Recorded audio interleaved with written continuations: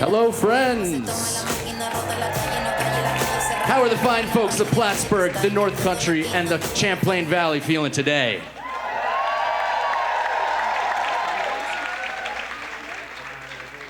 Today, you're going to hear from folks in your area, as well as representatives Tonko and Ocasio-Cortez. We're going to spend some time talking about what's happening in Washington, D.C. and here at home. Then, if there's time, we will take some questions from the audience. To get us started today, please provide a warm welcome to the stage for Brandi Lloyd of the Clinton County Dems.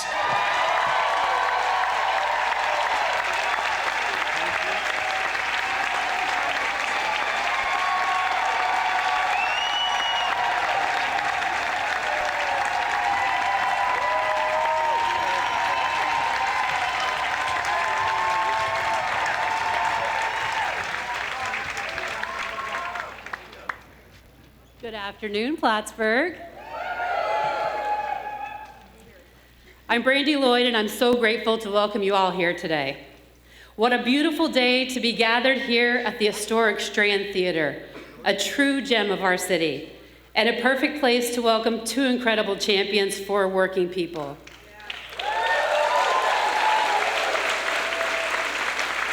Who's ready for Representatives Paul Tonko and AOC?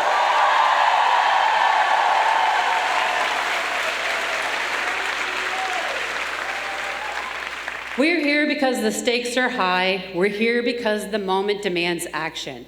The recent federal cuts being pushed through Congress are real, and they will hit our communities hard. These cuts mean fewer resources for healthcare, public education, food assistance, and housing programs. Things we rely on. Things our families and our neighbors rely on every single day in Clinton County. And who always steps up to fight for what's right? No, not the Beastie Boys. It's labor, it's CWA. It's 1199 SEIU. It's NYSNA. It's NYSIT.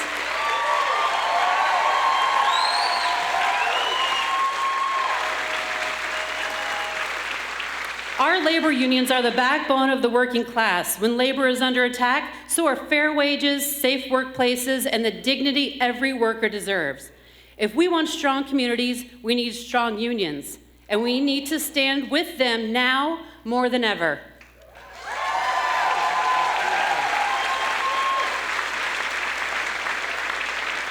But here's the truth. Change doesn't just happen from speeches or in Washington. Real lasting change happens at the ballot box, and not just during presidential elections. Local elections like the one right here in Clinton County shape our day-to-day lives. Your town supervisor, town council, county clerk.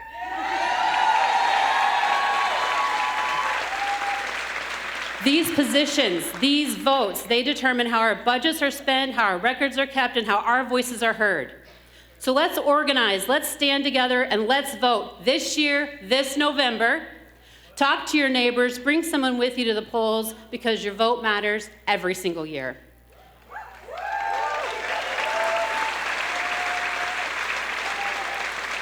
And when you cast that vote, vote for someone who will fight for us, vote for someone who will fight for working families, and vote for someone who will show up.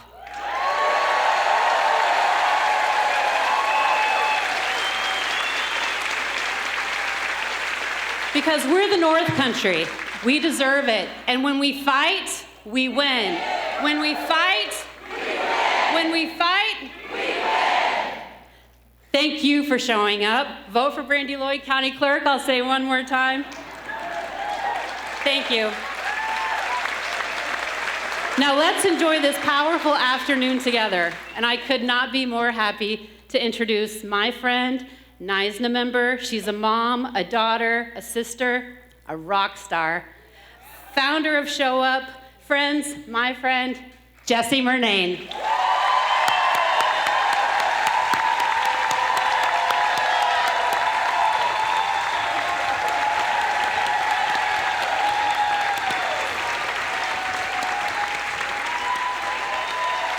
Hell yeah! We showed of you know me as JJ from Show Up. Others of you know me as a community member, just like you, as Jessie. A devoted healthcare worker who's both been a member of the 1199 SEIU member, but also for the last 15 years, a proud member of the NYSNA union as a registered nurse.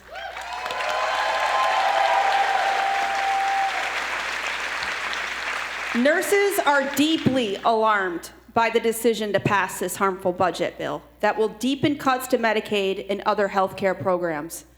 This bill will remove access to care for over 1 million New Yorkers. It will destroy hospital funding, cut jobs, and negatively impact all of our communities within our state. Early projections show that these cuts will result in nearly 16 million Americans becoming uninsured and more than 1 million Americans losing their jobs. MAGA voters think that this bill only targets supposed illegal criminals using Medicaid as a form of fraudulent abuse. This is a warning to them.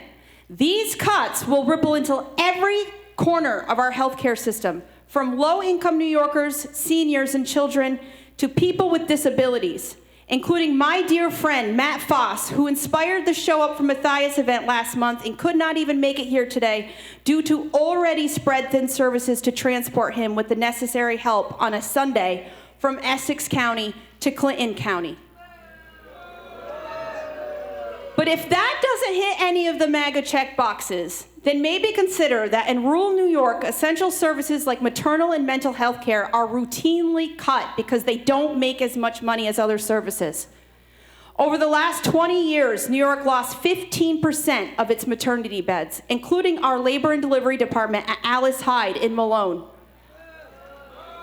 If you're an active laboring mother, you must either go to CVPH or Potsdam, a distance of 2 hours from one another. While some community members find themselves complaining about our growing unhoused population here in Plattsburgh, other community members have the responsibility to teach them that the already scarce resources to help these people return to a quality life, such as medical care, substance abuse care, and/or mental health treatment, as well as food assistance programs such as SNAP, continue to be the same programs this bill sets out to destroy.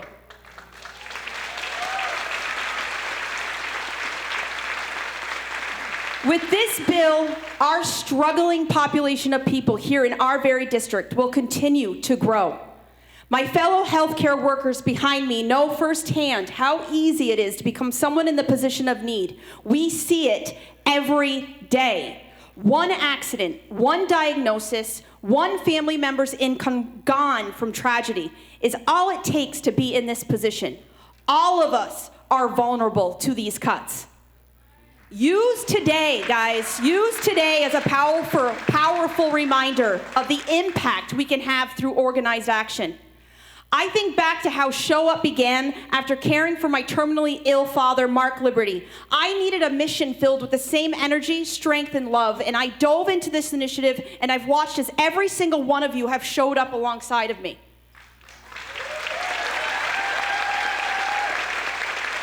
But let's take a moment to reflect. Who shows up for you and who doesn't? AOC and Tonko have faced criticism from Stefanik, who, by the way, we haven't seen here in years.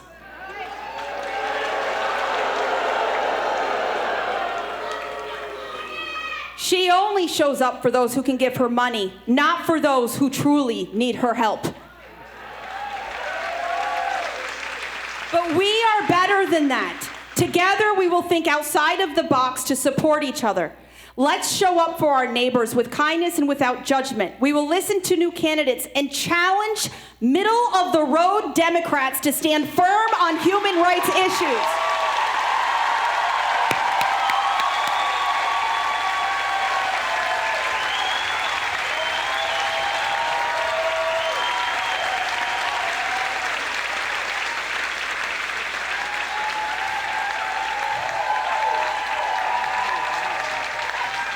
It's time to take action based on our beliefs and stop being afraid. While the powers at hand try to divide us, We will gather our strength and rally around solutions in our community to weather this storm. We will take turns fighting so that some of us can rest while others take the front line. Be prepared for midterms. Use knowledge as your weapon and your heart as your guide. I challenge each of you. Find one person in your town who needs help and think about how you can make a difference. Do not just sit and complain. Get out there and volunteer. Write postcards. Call your senators. Lastly, I will continue to show up for you, but I need all of you to commit to show up for each other, because in the end, it will be the community that saves us.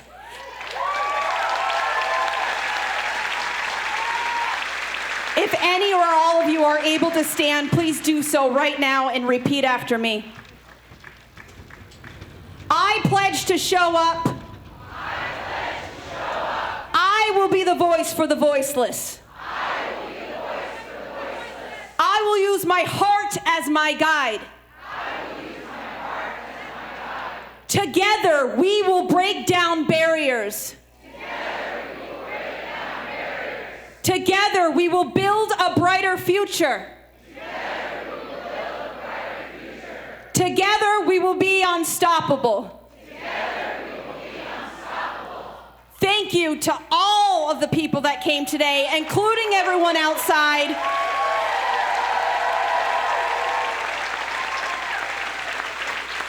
Next up, we have Marvin Shaw, a lab assistant at CVPH and a proud union member representing 1199 SEIU. Everyone, give a warm welcome to Marvin. Thank you.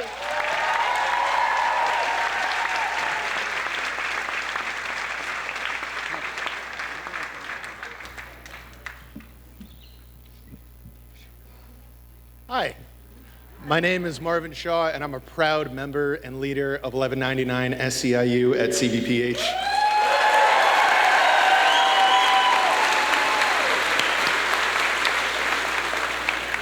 I've worked at the hospital for about 4 years, and I'm here today to share with you why these Medicaid cuts that Congressmember Stefanik supported are so devastating.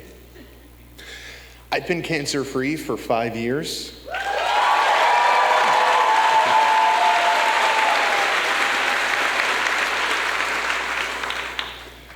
As a survivor, I know intimately how cruel and indiscriminate this disease is.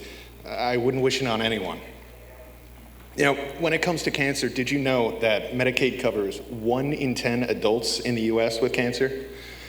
And 1 in 3 children with cancer rely on Medicaid for their life-saving treatment. Medicaid also covers 3 in 5 nursing home residents with cancer.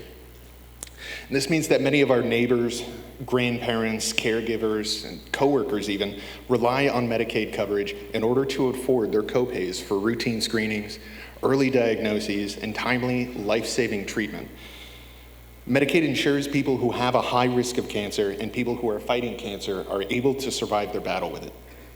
In rural areas like ours, people with cancer who are on Medicaid are more likely to survive because they have the coverage they need for the treatment plans that will save their lives. Now let's think about what's going to happen to our neighbors, our grandparents, caregivers, friends, and coworkers who are going to lose their Medicaid coverage with the over $880 billion of cuts to Medicaid that Congresswoman Stefanik supported. What happens to them? What happens to our community and our family members who have cancer and rely on Medicaid? People we know and love will go without health care coverage and forego their treatments that will save their lives. These cuts are devastating and cruel, and I'm ashamed that my congressional representative, Elise Stefanik, voted in favor of taking away life-saving care.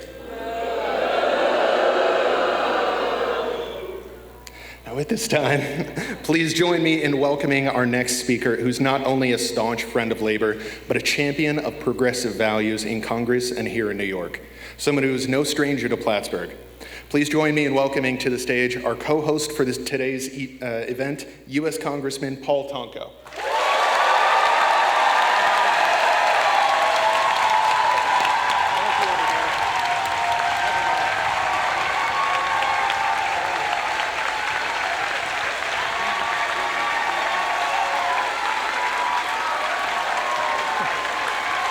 Wow.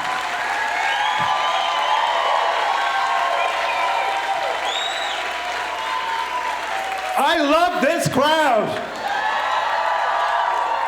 Thank you for the energy. Thank you for the enthusiasm. Thank you for the encouragement. Hello, North Country. I'm your immediate south neighbor to the 21st Congressional District. I represent New York 20. And Paul Tonko is really thrilled to be here today with my good friend Alex, who I'll introduce in a moment. But to all of the folks gathered here, the working families, the people that have advanced the cause of building an economy in the North Country, all of our friends in the elected capacity and appointed capacity, and certainly our friends in labor. Thank you, labor, for building a middle class. That middle class has built America. It is so wonderful to be here to talk about frankness. You know, the Trump Stefanik team wants to call something out there a big, beautiful bill. I'm with you. It's a big, beautiful betrayal that is not pretty. It is a beastly outcome for the working families, Americans across this country of all age demographics. And we're going to change that. We're going to continue to be the voice of opposition.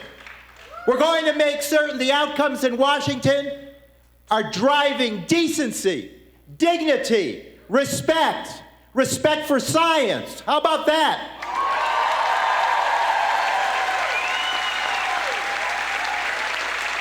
And that will deliver hope to the doorsteps of individuals and families across this great country. We need to do better than this betrayal. And you know, it's bothersome when our colleagues across the aisle were signaling to the press before the vote on the big betrayal that it was a terrible outcome. It was going to hurt Americans. It was going to deny health care. It was removing all sorts of assistance for hungry individuals in our society. And they still went forward and voted for it. And now their message is, we want to work to fix it. We needed to fix it when we were passing this legislation and not inflict the pain that has been damaging.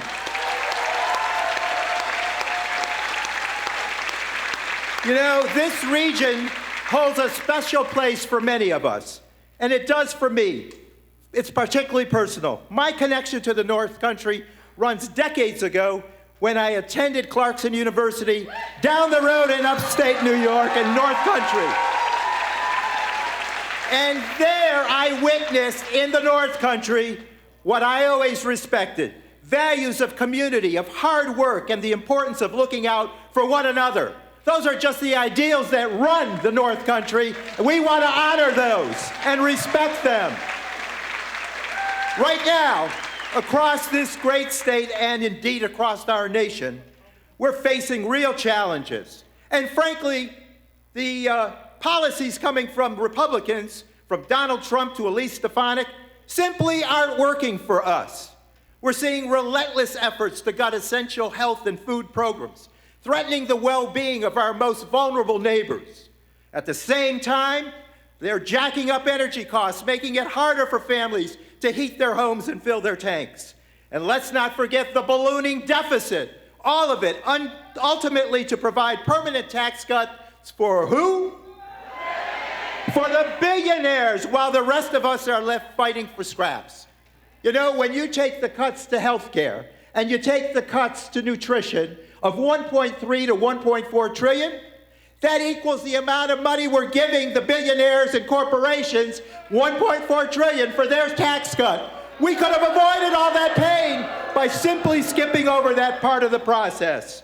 So we need to fight this and fight for sure because they're giving us scraps. We simply cannot trust them to look out for our interests or build a future of benefits that serve everyone, not just the wealthiest few. So while Republicans make deep cuts to health care, we're fighting for a future where everyone has access to affordable care. Think of it, in this district alone, I believe it's some 295,000 individuals are on Medicaid. And when you tinker with Medicaid and Medicare to the tune of $1.5 trillion, you are going to make a major dent into service, affordability, accessibility to health care. Make no mistake about it.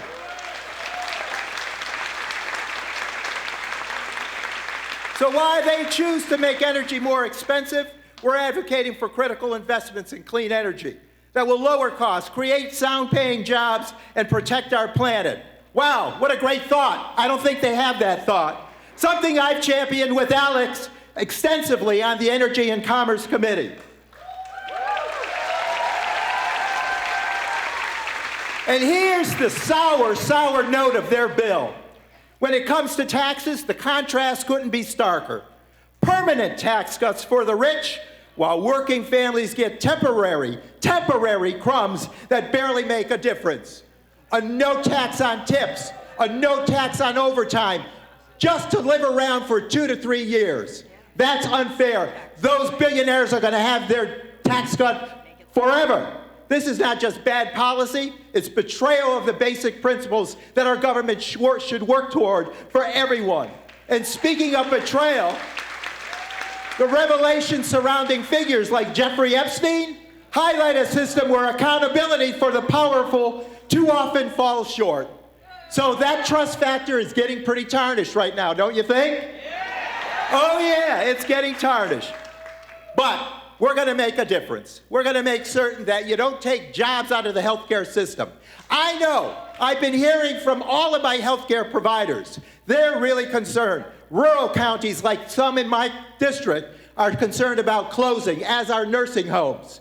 When you deny Medicaid and Medicare, you're going to make certain that there's failure, that our insurance premiums will go up, that healthcare delivery will be weakened, and that there will be many jobs lost in the equation. So we need to do better. We need to do much better. And know that we're going to fight the fight, because healthcare, reproductive care, all of the efforts that we can make on behalf of America's families is a right, not a luxury. It's a right, and we're going to fight for that right. Okay, so I heard it said, when we fight, we're all in the fight, and let me tell you, here's the good news. We have powerful advocates who are fighting each and every day, tooth and nail, for a better way forward. And I'm incredibly proud to introduce one of those fighters today, a person who I respect greatly. I've had the chance to watch Alex work up close and personal as a colleague and a friend on the Energy and Commerce Committee. And you're not going to find a stronger advocate for regular folks. People say, well, she's the future of the party. I say she's the today of the party.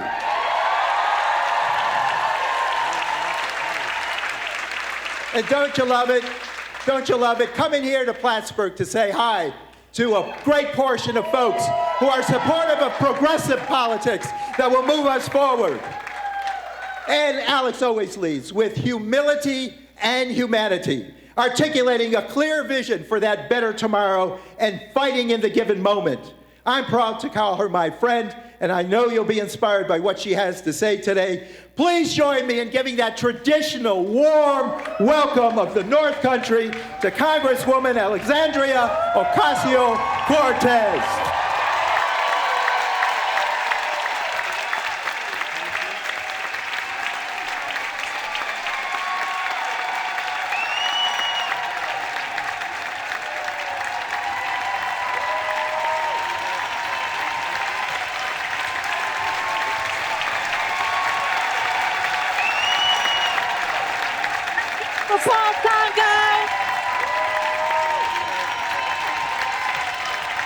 Thank you so much, Plattsburgh. Thank you. I cannot thank you all enough for being here today.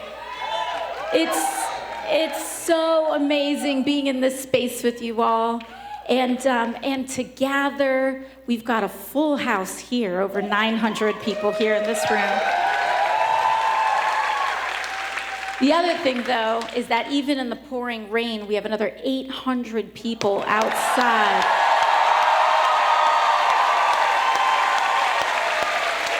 I think I heard there's something like 10% of the town's population is out here today. And that is what this is all about. That is what days like today are all about. I want to also give a huge shout out to our musical opener, Lillian Ledbetter, who opened for us today, as well as the Clinton County Democratic Chair, Brandi Lloyd. Of course, I got to give a shout out to our nurses with NYSNA, Jessie, Murnane. We've got Marvin Shaw from 1199 SEIU. And of course, again, Representative Paul Tonko, and I can't thank you all enough. Isn't he the best? Isn't he just the best? You know, I have to, you know, give extra gratitude to Paul. You know, when I first got elected to Congress, the environment in the party was chilly, to say the least, in terms of my welcome. And I used to have an old mentor of mine. Back when a lot of people don't know that I actually first started doing community organizing in Texas, of all places. I know, it's crazy, right? But I used to organize Latino families and youth in Texas and in the Bronx, too. And I have a mentor, and he would tell me sometimes, he's like, you know, when times are good, everyone's your friend. But if you want to know who your real friends are, when you're just in a tough time and you've got one quarter, the people that you can think of, I'm dating myself, right, with Gen Z and payphones, but the people that you think of when you're holding that one quarter in who to call, those are your friends. Those are your real friends. And Paul Tonko's a real friend.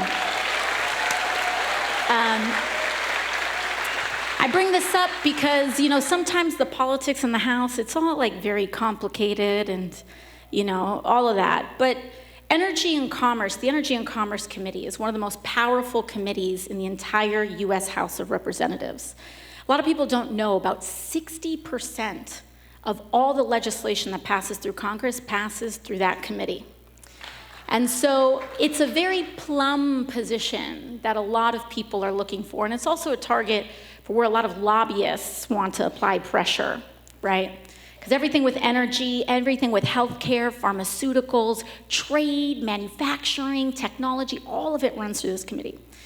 And when I was a freshman, and you know, it's like they say it's a dog-eat-dog world, and I was wearing milk-bone underwear. It was like that. And I had put in a request to serve on the Energy and Commerce Committee. People were like, who does this chick think that she is? It was actually Paul that was one of the only people that said, actually, she has something to contribute and to offer here. And a lot of the time, you know, when we think about who is in there's a lot of discussion about the leadership of the Democratic Party and the old guard and the new guard and all of this, but a lot of times some of the quiet, good people do not get enough recognition. And Paul Tonko is one of those people. I can't, you know, you all in supporting him and everyone who supports and organizes and has his back really does a service to the entire Congress by sending him back every year. So I just want to thank you all so much for that. But fast forward, this year I finally did get on the Energy and Commerce Committee. And that's when this monstrosity showed up, what Trump calls this big, beautiful bill. And it's actually one of the ugliest and scariest pieces of legislation to pass through Congress in modern American history. It's a time that is easy and ripe for despair and in lacking hope. And a lot of us sometimes, rightfully so, are looking around and saying, where are Democrats in this moment? Where is our fight? What are we doing to fight back? And when I think about this kind of dissonance and difference, I also know that this is where this change really belongs. It's right here in rooms like these and in theaters like the Strand. Because where we see, you know, I felt this way back in 2017 when I was waitressing behind and bartending. And I'd look around, and I remember looking up who my congressman was, and I was like, man, I've never seen this guy before in my life. But then I looked around and I saw how powerful he was, and I knew that it was never going to change unless someone put their hat in the ring. And no one was putting their hat in the ring, and no one had put their hat in the ring in 20 years. I know that there are future town council people in this room. I know that there are community organizers in this room. I know that there are future members of Congress in this room. Plattsburgh, we cannot let things be easy on anyone here who's participating in this. Every single Republican at every level of government in the state of New York must be challenged, point blank, period. And they should not be challenged with old ideas, Plattsburgh. They need to be challenged fighting for health care as a human right for every American. Every single one. Don't give anyone an easy walk this year or next. I want Republicans running for dog catcher to be challenged next year. Every single one of them better be tied up, and let them know that we will not forget what they did. There are consequences to fighting and taking away people's health care. There are consequences to voting against a living wage. There are consequences to ripping up law-abiding, dutiful, undocumented people from their country. There are consequences. There are consequences for fighting against LGBT rights. There are consequences for taking away our right to choose. And they need to know it not just from New York City, but from Plattsburgh and Hudson County and Utica and Buffalo and Rochester and in rural areas, suburban areas, and urban areas too. That is our task. But we will not do it using the old way. We know that. Whenever we ask, where is our leadership? What is going on? That means the leadership is you. That means it's all of us. And that means it's time to reset the table and for us to have a conversation about not just what we are fighting against, but what we are fighting for. What we are fighting for. Now, I don't want to spend too much of the time talking because I want to make sure that I hear from you all. But I want to also be clear about something. A lot of times in times like these, there's this idea of who is qualified to step up. It's this idea that you have to climb some ladder and wait your turn and have a perfect pedigree. But that's not what our communities are about. It's not about picking who's going to come flying down to be our best representative. It's about who is representative of our experiences.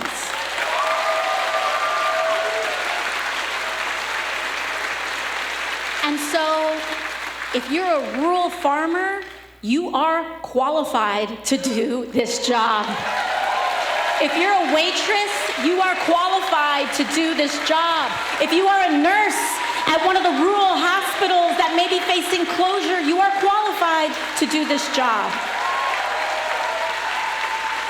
I want to talk about Elise Stefanik just for a minute.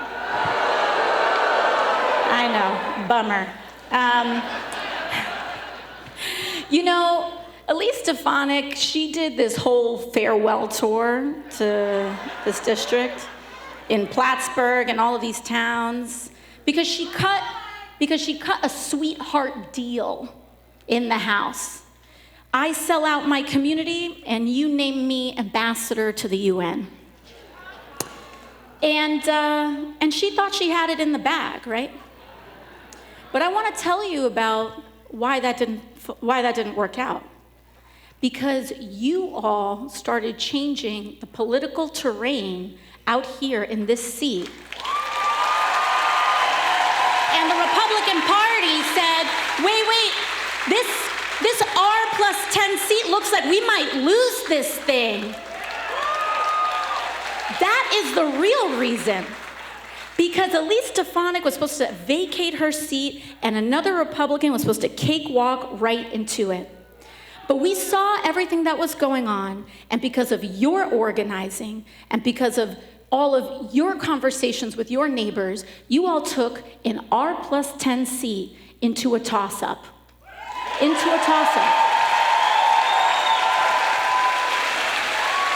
In like 3 months, in a very early period of time. So, Elise did her farewell tour, and I think it's time to finish the job.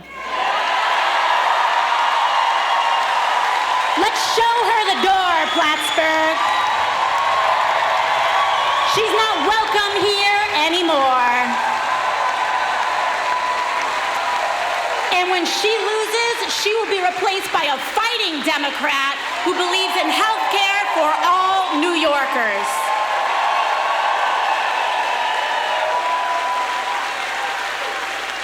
Because there are consequences. This bill that was just passed has real life effects for all of us. The Claxton Hepburn Medical Center in Ogdensburg is now on the chopping block thanks to Elise Stefanik. Messina Hospital and Clifton Fine Hospital in Star Lake, that hospital is now going to have a much harder time keeping its doors open thanks to Elise Stefanik. And Governor Hospital and Lewis County General Hospital in Lowville has the same story. We shouldn't reward people like this with elected positions in office of public trust. 44,000 New Yorkers in this district alone will be kicked off of Medicaid thanks to her actions. But we are not hopeless in a situation like this, because there's organizing that happens at the ballot box, but there's organizing that happens outside of it too. The ways that they are trying to kick people off of Medicare and Medicaid is by creating, they call them work requirements. I'm telling you right now, they're paperwork requirements. These work requirements do not kick people off that are undeserving of Medicaid. And I can tell you that because the state of Georgia and the state of Arkansas have already tried to do this. And what they found was that the overwhelming amount of people who were kicked off of Medicaid were deserving people. Because when you actually think about it, when you're asking someone with a severe disability, or what if you ask someone with a severe cognitive disability, that they have to fill out complicated paperwork once a year in order to keep their health care? Who do you think gets kicked off? And on top of it, they want to act like this adds efficiency. But the fact of the matter is, when you create all of these mountains of paperwork, what you're actually doing is creating huge bureaucracies of for-profit companies that try to file through that paperwork and charge the government way too much money. The fact of the matter is, Medicaid remains one of the most cost-efficient public programs in American history. There is not an overwhelming amount of people who do not deserve Medicaid who are on it. But this is their whole game right here, right? That if you repeat something enough, they'll convince everybody that there are millions of undocumented people on Medicaid and Medicare, when undocumented people are not entitled to a federal dollar in these programs. And they know that. And they know that. But they use this because they want us all to turn against each other in order to, and cut our nose in order to spite our face. And we will not be fooled by their nonsense anymore.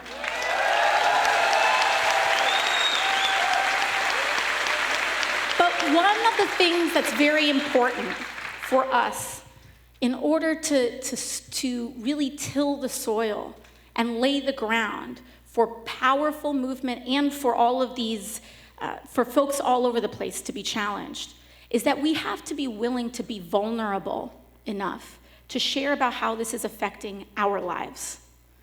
Because the fact of the matter is, it's very difficult for us to say, hey, that's my wife, that's my son, that's me. And what it allows them to do is fill that void with their storytelling, with their lies and with their myths. And so one of the things that's important to me, and one of the reasons why I think it's important for us to come together today in this town hall, is to share some of those stories.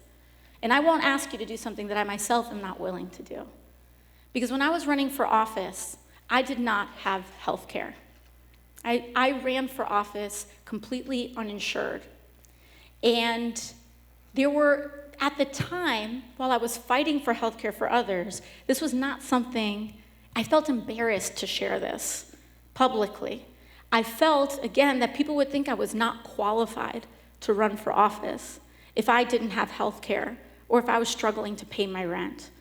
But the fact of the matter was, I understood what people were going through precisely because of what I had been enduring. But it was hard. It was just, I'll tell you, it was just 2 or 3 weeks before my primary election. And I had gone to a doctor to get a checkup. You know, and that's the thing, when you don't have health insurance, every ache, every toothache, every joint fills you with terror and wonder, because you know that you can't really afford to see a doctor very much, and you don't know if there's something wrong or not. And so I had mustered up the courage to get a physical. And thankfully, my doctor had felt, you know, we think everything is fine, but we just want to run a blood test to make sure. And I was in that exam room, and I just started to cry.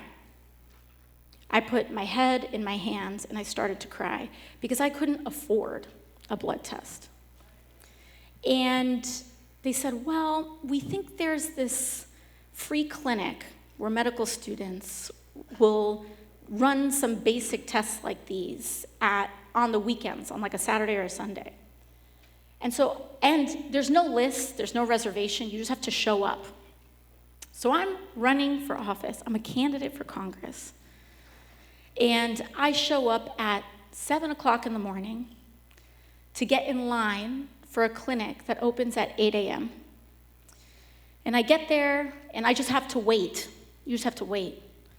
And it felt just like my friends that I had worked with at the restaurant. There was a woman who was pregnant, and because she was from the UK, she didn't have access to health care here. And so she just waited at free clinics for all her prenatal care. And this is the country that we are living in right now. We have to really see and hear these stories to understand the stakes of this moment. And so I get in, I wait hours in this clinic, and there are volunteers knocking doors with palm cards with my face on it. It was a very complicated feeling. It was a very complicated feeling. But also, it's also the source of the energy, and it's the source of why we fight for these things so hard. Because when you've been there, you understand better than anyone else, better than any white paper, better than any statistic. Because when this bill is scored, and it says that there are 17 million Americans who will be kicked off of their health insurance because of it, we know what that means. We know that it's resources like that that will be flooded. And we know the stakes of it in that moment too. And so I wanted to make sure that we set that stage, because when we ask these questions, it's okay to say, I'm asking for me. I want to know for my sister. I know that my neighbor is dealing with this. And how do we come together to best fight and respond? Not just react, but respond on our front foot forward. And so I am looking forward to having this conversation, and I want you all to know that this is not just a one and done deal. I am committed to Plattsburgh. Paul Tonko is committed to Plattsburgh and to this entire county in making sure that we finish the job next year. We're gonna do this thing, all right? Thank you all so much. We're gonna take some brief time for questions. I think SEIU or NYSNA may have someone. Okay, here we go. We've got some folks with mics running up and down, and let's take a look. Oh yeah, Paul, come. Love you too. Okay, great. All right, first question. Hello, my name is Trinity. It's a pleasure to meet you both. And before I ask my question, I know we're short on time, but I did just want to show you both some love, but especially you, Alex, because I'm 20 now, but in 2020 I was 15 trying to enter and navigate a very politically intense world. And one of the first times I felt like honor and pride was watching you give your speech against Representative Yoho for insulting you. And I remember just being like, okay. Thank you. Always stand up for yourself. Yes. Always stand up for Yes. yourself. But my question actually has to do with Elise Stefanik. We've been talking about reaching out to representatives and the best way to contact them, and I was wondering if you had any advice for anybody, but especially like Gen Z, because I've tried to call her office multiple times, and no matter the option I choose, I get a dial tone, and I'm just like, okay, I guess I can't speak to my representative. And it's just really saddening and disheartening to see, especially when we want to do so much work and change, even though we're at a small scale. Yeah. Well, you deserve better than a dial tone for your representative. Thank you. And the reason that anyone would do that is because they're scared. They know, and they know that what they are doing deserves consequences, and they want to run away from those consequences, so they just pull the plug on their phone line. Now, I think that absent, if they want to do that, then our responsibility is to also report that to the community. And the more that people start to realize that, and this is not even a Democratic or Republican issue, we are your public servants. We are here to serve you. So if you are a Democrat, a Republican, an independent, when you call your representative, they better pick up the phone. And that better connect through. And so when it doesn't, then the alternative, I would say, and I'm an organizer, is to be public with that. And there's lots of creative ways to do that, which, you can do a Stefanik dial tone count. Or really, it also involves like people showing up where she won't. Yeah. Paul, do you have any insight on that? No, I would say too that this fight is for everybody. The rural states who had their Republican representatives saying what a terrible bill this is, and they kept going forward with the process, bending the knee to the leader. We're fighting, yes, for the upstate area, the North Country. We're fighting for all of New York, but it's affecting all of America. These rural hospitals in primarily rural red states, we have a mix, right, of hospital culture. In many of these states, it's all rural health care. And when you cut Medicaid and Medicare to the tune of $1.5 trillion, something's going to crash. And you know what? That access is very important to the lives of people. And their pain and their health and their illnesses aren't going to go away. And so where do they go? To the emergency room. Remind people what the consequences are to her vision and the president's vision. They go to the emergency room, it gets filtered into bad debt and charity, and it finds its way into all of our premiums. So why not do it the compassionate way, the American valued way? To just say, We appreciate you. We're going to cover you with dignity and determination. We get it done. And where there's that void, one of us can fill it, which is one of the reasons why we're here today. Thank you for your time. Thank you. Do we have a mic over here?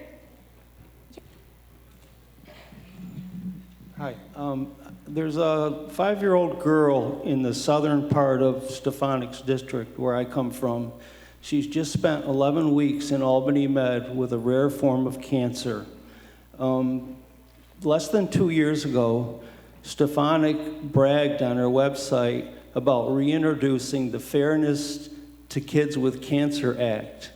And a couple weeks ago, she bragged on her website about providing the deciding vote for Trump's big, stupid bill. And I hope I can maybe share with some staff member some specifics about this little girl. But the community is rallying around her family with everything from bottle drives to buying bracelets and pizza. And that goes to the heart of our broken healthcare system. But the bigger issue for her are all these cuts to cancer research. And I think that, Stefanik just is not showing up for this little girl. Thank you. Thank you so much. And, it's so powerful because we're about to go through a very difficult time as a country. They passed this vote, and we fought as hard as we can, but we've passed this vote. And because of people like Elise Stefanik, who have the power to stop it, and instead chose to enable it, we are on the precipice, starting next year, of some very difficult times. Who here is on an ACA market kind of exchange insurance? Would you mind saying the general, the range, if you're comfortable, the range or cost per month of your insurance plan? Pardon? $1,200 a month. And is that to cover you and your family, or just for one person? $1,200 a month for your ACA exchange plan. Pardon? A high deductible plan. That's insane. Not only is that, and this is why we need to talk about this, because that's insane just to start, right? It already speaks to how challenging and broken our healthcare system is just to begin with. But we already got some estimates that these ACA plans, some of them are set to increase by, up to 75%? Is that right, Paul? Starting in 2026, because of Elise Stefanik's vote. So we have to put on pressure to cancel these cuts and do what we can to reverse what's possible. Alex, if I might, just quickly to the research. Alex and I were proud as Democrats that en masse, we introduced well over 100 amendments before the Rules Committee, before the vote on the big, ugly bill. And the very last amendment was introduced by the ranking member for the Democrats on the Rules Committee, Jim McGovern. He and his family are grieving the loss of their daughter just weeks ago. He represents Worcester, Mass. Molly was assisted by the research at NIH for a better quality of life. She had a great fight, and she got extended time. He stood up and begged them to reinstate the dollars from that cut to NIH for these rare forms of cancer. And the Republicans said no. Where is the humanity? And when we talk about these efforts with the subsidies for the Affordable Care Act, in this district alone, 10,747 people will be impacted, and their rates will be increased by 147%, Alex. 147% on average. So these are devastating stats. To the very first question, take the truth to them, because the truth is always victorious, and make them squirm in their lies and their misrepresentation. All right. Back there, Alejandro.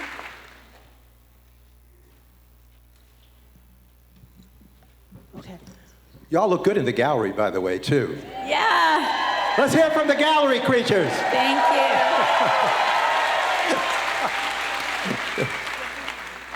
I first want to say thank you both for coming here and speaking to us. And my name's Emmeline Bennett. I'm of the Mohawk people, of the First Nation people of New York State.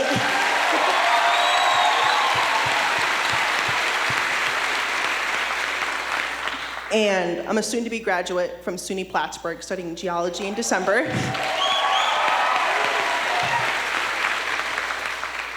And myself and many other of my friends and peers who all are also studying geology, environmental science, environmental everything, ecology, are terrified to graduate and go out into this job world today and the futures to come. And seeing this bill passed and seeing research being cut, all these policies being cut, essentially destroying our planet, and especially up here in the North Country, we are already seeing the effects of climate change, especially in the Adirondacks. We're seeing species move away from here. And I want to ask you, especially, how does this bill affect colleges in the North Country up here? And if you have any advice for us soon-to-be graduates going out into this hard world to soon to come? Thank you. Thank you. So, and listen, I don't want this to be all doom and gloom, but we also need to be real about what's going on here. This bill has actually has so many riders tucked into it for the oil and gas industry. And this isn't just about cutting support for wind and solar, which is what they're doing, but also what they're doing is that they're actually inflating investments and making it easier for the fossil fuel industry, more than even what the market supports right now. So that means creating and pumping and drilling for more oil and gas than what people even want. It means ending, for all the billions of dollars in fossil fuel subsidies that they support, it means ending the relatively much fewer supports and tax incentives for wind and solar. And it also has a massive jobs impact as well. There are a lot of jobs that are on the chopping block due to the Republican efforts to cut this support. And as it affects to climate change, this is something that's very important to me as well. And it's important not just legislatively, but personally. The Adirondacks are very close to me. I'm a backpacker, actually. I like, that's my way of trying to find sanity in the spring and summer months. And the Adirondacks have always been a refuge for me when things have gotten really tough. You know, spending some time out there and connecting is so tremendously important. And the idea of it being at risk, a jewel of that being at risk for our state is terrifying. But I do think that something that is important is that the renewable energy revolution is coming. They cannot out-subsidize the market here and where we are going as a country. And the hard part is that Paul and I have worked really hard in how we do right by fossil fuel workers and the community of fossil fuel workers in this transition. Because believe it or not, when it comes to a lot of fossil fuel work, it's very compatible with geothermal energy. There is some necessity for drilling, but drilling what? We could be drilling oil out of the ground, or we could be installing sustainable geothermal energy systems and putting those same people with the same skills at work in a way that does better by our planet. And so I'm not giving up on that, and we've actually built some bipartisan consensus on investment in geothermal, and we have picked up some Republican support there. Awesome. You know, Alex earlier in her comments made mention of, not just being against something, but standing up for what we're supporting. And I think we need a Project 2026 and let the people know that we appreciate science and research. I'm thinking of a group just to the south in my district, neighboring district to yours in a congressional district, that is at risk of losing their entire operation because they're Medicaid dependable as a research lab. And what are they working on? 3 things: Parkinson's, Alzheimer's, and macular degeneration. And they've made great progress. They're concerned they're going to have to fold. Now, even if they don't, when you're doing research and growing cultures and doing all of these tests and lab experiences, you don't just shut down for a day and then reopen a week later. It's all that interruption that comes. And as an engineer in this business, I respect science. And so for all those that are looking at a science-based career, know that we should, I believe, strongly advance research and making certain that we grow the science-based jobs. All this talk of this administration of being competitive with China, all that mentioning of the incentives that Alex just made mention of, ties our hands behind our back.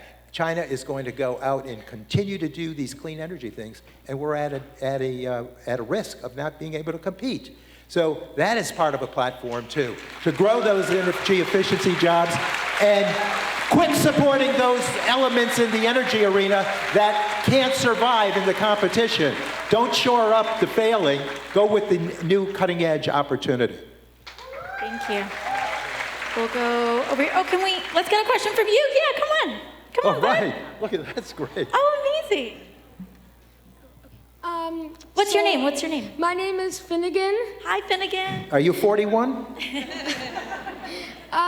So I am 10 years old, and I want to know if you're going to run for president.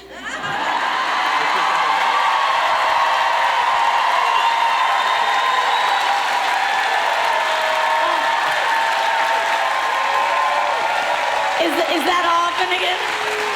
And my friend would like to ask you a question too. Oh, okay, so we got a follow-up too, okay. My name is Rain, and I'm 9 years old.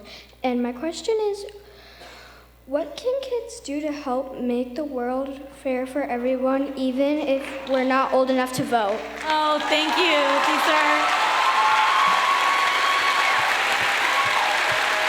two amazing folks. Thank you both so much. Well, Finnegan, this is a crazy time.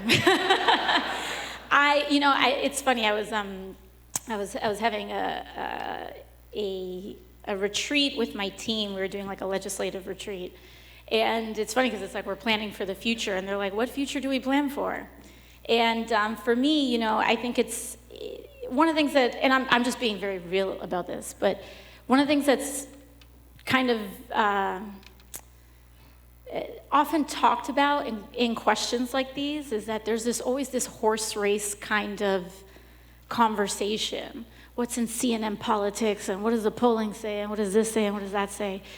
But also, I was elected at a very young age, Finnegan. I was elected when I was 28 years old. I won my primary, and I then became the youngest woman to ever serve in Congress in American history.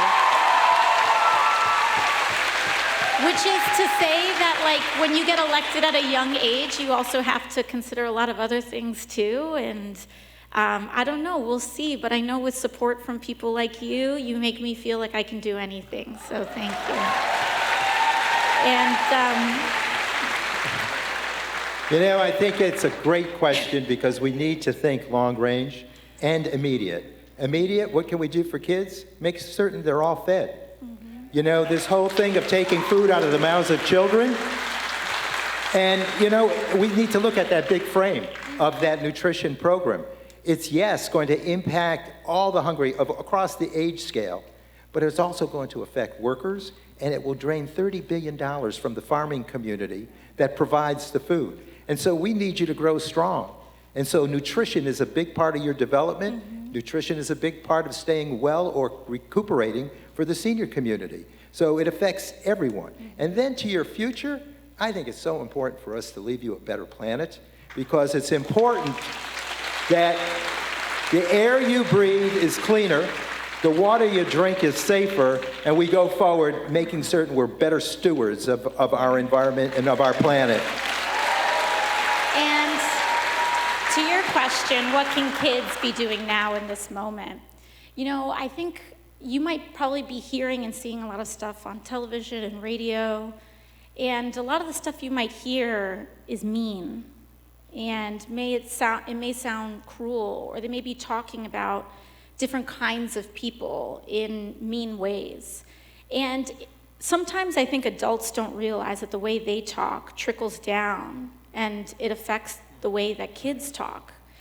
And I think that one of the most important and powerful things that you can do is if you see someone being bullied, to stand up for them.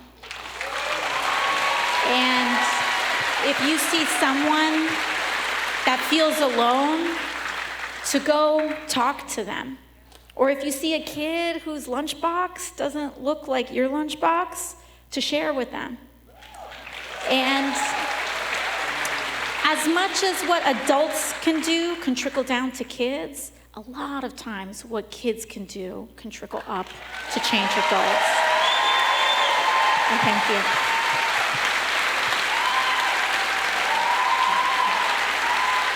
Let's do right here. Alejandra, can we go right here? Really quickly for Finnegan. So my name is Piper Teague, and I spent the past 3 years of my life serving on the New York State Governor's Council. There's a representative, not a lot of people know we exist, but there is a representative from every single county in the state of New York. And I know for a fact, if any of the kids in this audience are 13 years old, my seat in Franklin County just got vacated. So go online and apply. It's a great opportunity. I love it. I'm moving into a position as an advisor, and I highly recommend, if you are able, check it out. It's a great way to get directly involved. It's a great way to raise some good trouble. Yay, good choice. Now, with that, I would like to pivot a little bit. Staying sort of in the realm of youth, and I know you guys have talked a lot about Medicaid, I would like to talk about the VA. I am currently a junior in college at The Ohio State University, and I'm a recipient of the post-9/11 GI Bill. I am the proud daughter of a U.S. military major who spent the past 23 years of her life, all of my life, serving this country. She recently retired in April. I could not be more proud of that woman. I'm gonna cry. Okay. She cannot be here today because she had surgery, but shout out to my mom, I love her. I think she's watching the live stream. Because of her, I'm a recipient of the post-9/11 Chapter 33 GI Bill. And because of that bill, I had the amazing opportunity to go to Ohio State University and, fuck J.G. Vance. And he went to Michigan. It's a great opportunity that I would not be able to afford without this bill. This past semester, with the transition of power, now I recognize the GI Bill is usually administered about a week and a half late. Universities know, they plan. This past semester, the GI Bill administered for every single student 2 months late. I got an email. I am in a licensing program handled by the Department of Ed and the state. I was 2 days out of getting kicked out of my program. I was put on probation by my university. My advisor had to get special permission because I lost credit for my classes because it was so late. I know there's a lot going on right now in our government, but I'm in a program, if I get kicked out of my program, it delays my graduation 2 years. Mm-hmm. And the GI Bill only covers 4 years, so that is 2 more years that I now have to pay. And I'm not gonna transfer. I'm a graduate of the Clarkson School, and actually a friend of mine who's right back there was my mentor when I was a member of the Clarkson School, and I transferred. I cannot transfer again. My credits can't handle it. But I'm sorry, I guess it's my message to Elise Stefanik is I'm sorry I had the audacity to want a good education. I'm so sorry I had the audacity. But I guess it's just, is Congress aware that this is happening? Is there something that's going to be done? Because I know it seems like it shouldn't be a huge thing to a lot of people out there, but it is, because there are tens of thousands of people on these bills. And when they're 2 months late, people in nursing programs are getting kicked out. We need more nurses. We have a nursing shortage. Mm-hmm. I'm in a teaching program. We're getting kicked out. We have a teaching shortage. I don't know. It's just, absolutely. It's scary. Well, first and foremost, I just want to make sure that a member of my team can just flag this, because if your representative is not picking up your phone to advocate for you on this. Up. Okay, good. She ignored me, but I did show up. Well, here's the thing. This is a basic thing, when it comes to constituent services.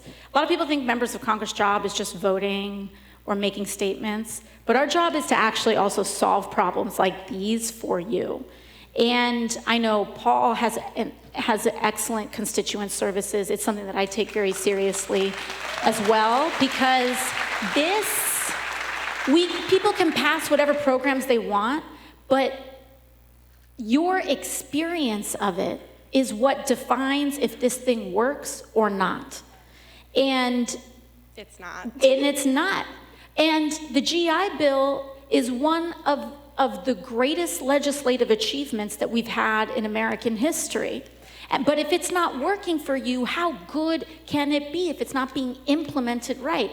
And this is exactly what was the risk with Donald Trump appointing, not just him, but him choosing to appoint charlatans to the head of every agency, because he thinks that a made-for-TV cabinet is what is good for this country.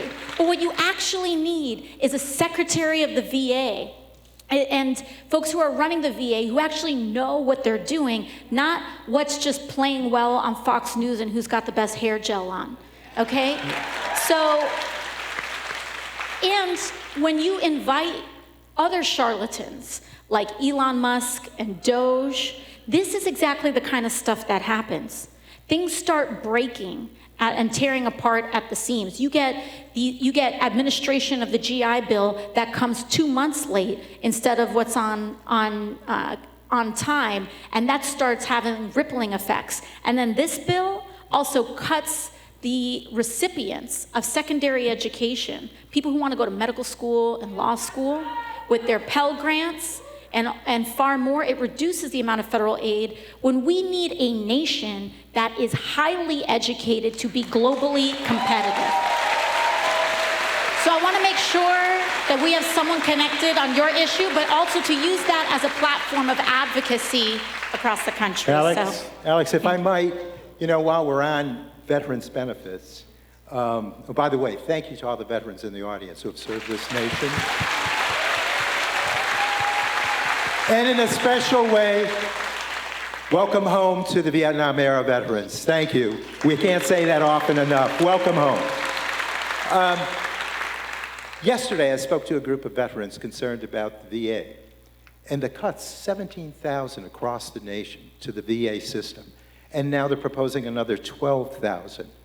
Why, they say? Because the numbers spiked. Well, it spiked since 2019 because one of the best things in decades that Congress has done with Democratic leadership was the PACT Act. And it covers those who have been exposed to toxins and toxic pits. And so you need the medical provider to be there to make certain that the bill is implemented for our veterans. So, again, truth matters, evidence-based discussion matters. So let's keep fighting it with truth and be victorious for everyone, including our veterans. Thank you. We'll go right here. Wherever you think. Yeah, sure. Okay, sure. Hello, some people I know, a couple people around here. I've been going by Ella. I'm trans, I've been out for a little bit, but I've been going by Valerie and been trying out something new. And thank you, everyone. But the question I had was, I want to take things back to this last November election. I remembered when I saw that he had won, I was devastated. I don't really talk about it a lot, but there was just a point where I stopped planning for a future, because I didn't know what was going to happen, because I know one thing for certain: I'm not detransitioning. I'm never going to stop experiencing this joy. I'm finally happy of a person I'm starting to see in the mirror. Okay, y'all, you're going to make me cry.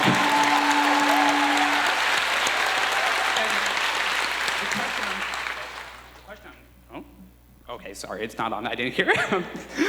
The question I'm trying to get at is, how do I start to fight? Because I know, there's a part of me that's looked at, how do I get out of this country? How do I run? But I've lived in this North Country for almost my entire life. I don't think I can bring myself to run, because it's not just me who's under a gun. It's my fellow members of the LGBTQ, my siblings that are under attack. How do I start to help fight back? Thank you. Amazing. And sorry, what was your name? Valerie. Valerie? Yeah. Let's give Valerie a big round of applause here for your courage. Thank you, Valerie, for sharing your story. And I don't want to give short shrift to this because especially when it comes to our trans family and our trans neighbors in this moment, because of the volatility and the rancor and the meanness in so much of what's been normalized in our public conversation, it is not an understatement to say, and I know you feel this and know this, that standing up and being yourself and not hiding who you are is a genuine act of tremendous courage that gives other people courage.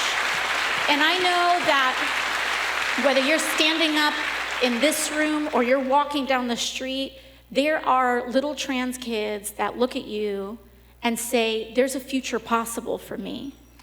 And there are gay kids, and there are even independent of sexual orientation, just kids who are unique and who are used to being bullied. Seeing someone be themselves is a huge form of inspiration. But also what's very important about this is that just like in so many other fights, people oftentimes think they don't know a queer person, or they think they don't know an undocumented person, or they think they don't know a person that doesn't have health insurance until they know, until that person shows up in their life.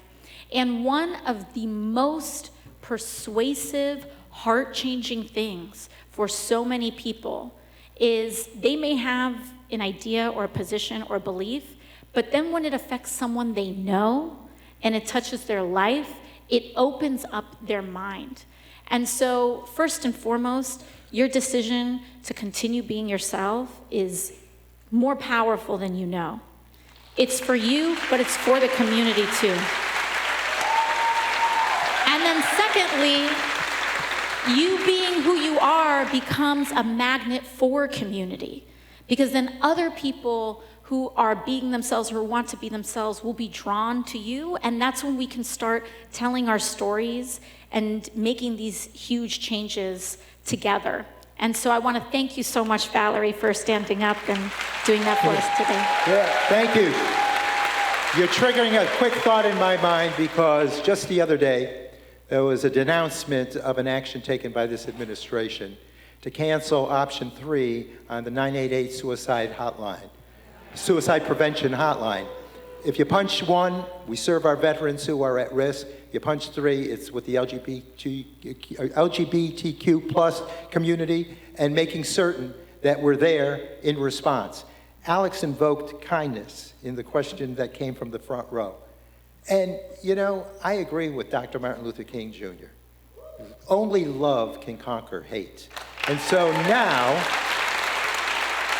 we're denouncing that action and demanding it be reinstated. We've got circulating a petition to draw people to support the reinstatement of that cut of option 3 on the suicide prevention hotline. And we want our trans and LGBTQ plus community to know they're respected, they're loved, and we understand their pain, and we want to help respond to it. Know you're loved. Thank you. All right, we've got one more question. Let's do right here, holding up the phone. Thank you. They weren't running mics upstairs, so I found my way here. The Republican Party has spent decades building disciplined, long-term infrastructure, from the courts to state legislatures to ideological think tanks like Project 2025. Meanwhile, many voters feel the Democratic Party lacks a similarly cohesive and strategic roadmap. You've both touched on internal Democratic weaknesses, AOC around campaign execution and infrastructure, and Congressman Tonko on messaging and unity. I'm from your district, by the way. What specific structural reforms, not coalition building, would you implement within the party to ensure we build an actual long-term strategy like Republicans have with the Federalist Society or Project 2025? Thank you. Amazing question. Amazing question. And you know, Paul had mentioned before this idea around Project 2026. And I think sometimes when these conversations sometimes get started, I'll give you my take, right? This is just me. I'm not speaking for anyone else. But I think something that complicates this is that the corrupting role of big money is tearing apart both Democratic and Republican politics and the politics of this country writ large. And the influence of billionaires has really it's not a partisan thing. The influence of big money in politics really sometimes prevents or can get in the way of advocacy for what especially people in the base of the Democratic Party, the grassroots of the Democratic Party believe in, because we believe in standing up to big money and big power. And so, but that doesn't mean that all hope is lost or that all hope is gone. In New York, specifically, we have fusion voting. And so that I'm proud to run both as a Democrat and as a Working Families Party candidate. And that allows us to expand on platforms and to be able to say, like, this is what we believe in beyond just what the DNC general platform is.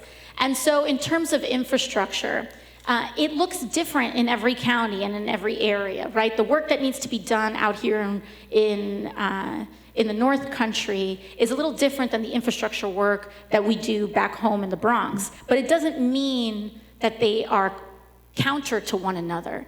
They're all in service of the same ultimate goals: a living wage, guaranteed health care, a fair and just immigration system. So to me, one of the things that I think is very important that we work on as well is doing a lot of that base building. Is, these rallies that we do here or the rallies that we've done with Bernie, people are signing up to be connected with one another. And so a lot of the revitalization of some of the infrastructure that we currently have, whether it's your county Democratic Party getting flooded with a bunch of new blood, or whether it's reworking and making sure that we have Working Families Party candidates in every single county across the state of New York. Those are just two examples of infrastructure that I think is incredibly important. But Paul, do you have other insights? I think certainly H.R. 1, when we were in control of the House, was about getting the dark money out of politics, and that is not accounted for. They can name some snazzy naming group and put the ticker tape on the bottom of the ad, and it sounds like, whoa, these people are all for good stuff with healthcare or pharmaceutical needs and stuff like that, but it's bogus. So we really want that truth factor to be part of it through H.R. 1 that we had designated earlier. But I think also it's about making certain that in our platform, we require a commitment to honor the Constitution, to respect the Constitution, to respect rule of law, and to make certain that the distinct powers of our three branches of government are honored by the party. As a Democratic Party, we need to make certain that we honor that distinction, because right now we're seeing concentration of power in one being, and the crooked Supreme Court. But I think there's a lot of reforms that we need to do and pledges that we need to take and get that document out that stands for the progressive kind of government that we want to push forward, and making certain many of us are not put out of existence by the very few of us who are going to be taking home this billionaire tax cut. Thank you all so much for spending your afternoon with us, and we'll see you around soon. Thank you, everyone. Thank you.